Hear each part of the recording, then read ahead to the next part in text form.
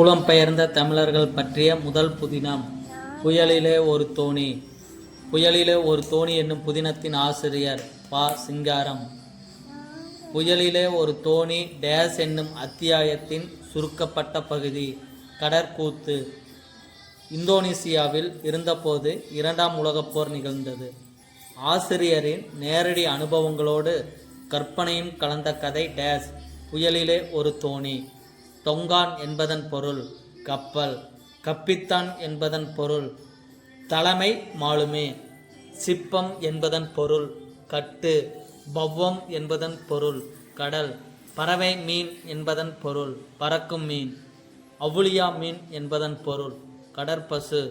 சிலப்பதிகாரத்தில் கூறப்படும் சிறுமலை என்னும் பகுதி அமைந்துள்ள மாவட்டம் திண்டுக்கல்.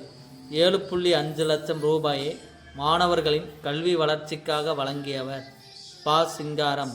பிளவான் என்பது டேஸ் நாட்டில் உள்ள இடம். இந்தோனேசியா. பா. சிங்காரம் பிறந்த ஊர் சிங்கம்புணரி.